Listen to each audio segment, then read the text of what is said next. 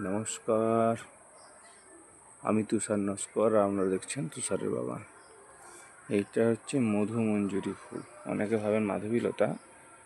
কেন বলছি মাধবীলতা, একটা জিনিস আছে, মাধবীলতার এই যে পাতাটা, এইটা হচ্ছে একটু মোটা টাইপের, দেখতে সেম, মানে খুরতুতো আর জারতুতো ভাইয়ের মতন আর কি, দেখতে সেম, জেনেটিক সিস্টেম ঠিকই, কিন্তু এটা মোটা মতন পাতা এবং একটু সবুজটা বেশি, ঠিক আছে। এবং ছোটো ছোটো পাতাগুলো একটু মোটা মোটা, ছোটো হোক একটু বড় হোক, এই যে এইরকম স্ট্রাকচারে আসবে, এইরকম সেম বড় বড় হবে, কিন্তু একটু কালো সবচেয়ে মতন, একটু মোটা মোটা পাতা। ফুলটাও ঠিক সেরকম।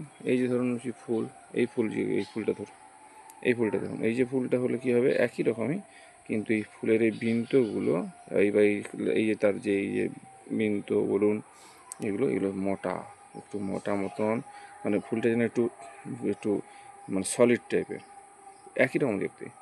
পাপড়িগুলো বড় বড়, একটু কালারটা একটু ডিপ মতন, একদম সেমই দেখতে। আর গাছটা এতটা জঙ্গল হয়ে লতাতে পারে না, এরকম ভয়ঙ্কর জঙ্গল হয়ে যেতে পারে না গাছের। তার এটা হচ্ছে একটু, আর তার এই ডালপালা একটু মোটা মোটা মতন, ঠিক আছে, এতটা ভয়ঙ্কর পাক দিতে পারে না। একটু না কাছাকাছি না দুজন দেখলে আপনি বুঝতে পারবেন না, নাহলে ভুল করে বসবেন। তার লতাগুলো একটু বড় বড় হয়, ঠিক আছে, যেরকম বললাম, একটু দেখবেন ম্যাচিং করে, আমার সঙ্গে মিলে যাবে। এই হলো মধুমঞ্জুরি। আমার দেশের চারে সবাই মাধবীলতাই বলে, কিন্তু এটা মধুমঞ্জুরি ফুল। খুব সুন্দর হয়েছে, দেখেছো, এইগুলোতে ব্লসমস আসছে, এই যেগুলো ব্লসমস আসছে। এইটা টাটকা ফুল, রাতে সাদা হয়ে ফুটেছিল, এই গোলাপি ভাব এসে যাচ্ছে ভোরবেলা। এবার রাত যত বাসি হবে তত এই কালারটা হবে। তাহলে এই মধুমঞ্জুরি বা মাধবীলতার মেন কালার হলো সাদা। এটা অনেকে জানেন না।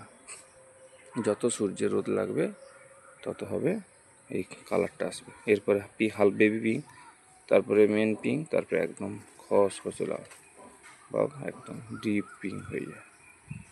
এই কালারগুলোর মতো, এই পার্থক্যটা দেখলে বুঝতে পারবেন। কিন্তু মাধবীলতা বা মধুমঞ্জুরি হলো মূলত সাদা ফুল, রাত্রেবেলা ফোটে।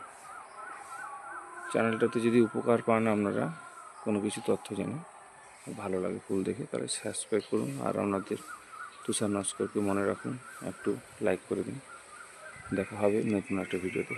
ভালো থাকুন, সুস্থ থাকুন, টাটা।